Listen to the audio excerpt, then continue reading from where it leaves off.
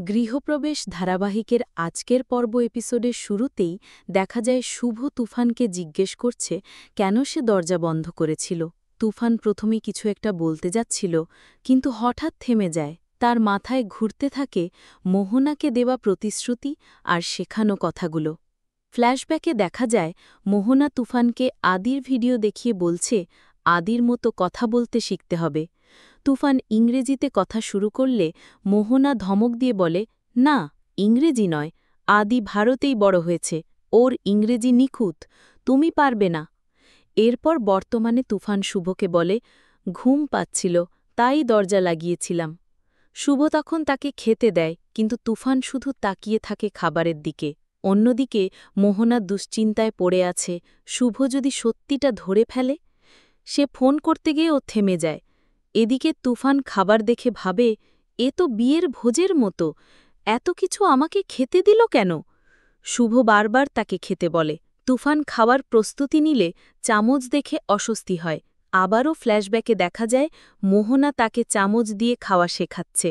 বারবার ব্যর্থ হয়ে রেগে গিয়ে তুফান বলে, আমার দ্বারা এসব হবে না, আদ্রিত রায় যা করে আমাকেও কি তাই করতে হবে?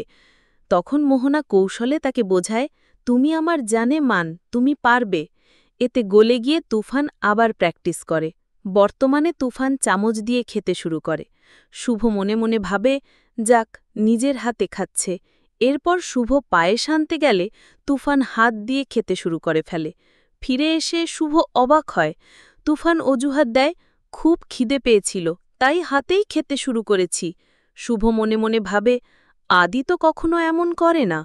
খাওয়া শেষে তুফান প্লেটেই হাত ধুয়ে ফেলে, এমনকি শুভর হাতে থাকা পায়েসের বাটি নিয়ে সরাসরি খেতে শুরু করে। শুভর সন্দেহ আরও গভীর হয়। শেষে তুফান বলে, আমার ঘুম পাচ্ছে, তুমি এখান থেকে যাও। শুভ অবাক হয়ে বলে, কোথায় যাব? এ তো আমাদের ঘর। তুফান ভাবে, বৌডি যদি থেকে যায় তাহলে তো বিপদ, তাই অজুহাত দিয়ে শুভকে অন্য ঘরে পাঠিয়ে দেয়। দরজা লাগিয়ে স্বস্তির নিঃশ্বাস ফেলে বলে, আজ তুফানের ইজ্জত রক্ষা হল ভোলে বাবার কৃপায়।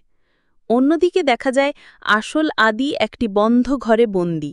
ঘুম ভেঙে সে চিৎকার করতে থাকে। ঠিক তখনই মোহনা কফি নিয়ে ঢোকে। আদি অবাক হয়ে বলে, তুমি আমাকে উদ্ধার করেছ, আবার আটকে রেখেছ কেন? মোহনা ঠান্ডা গলায় বলে, না হলে তুমি ধরা দিতে না, আমি যা চাই সেটা জোর করেই আদায় করি।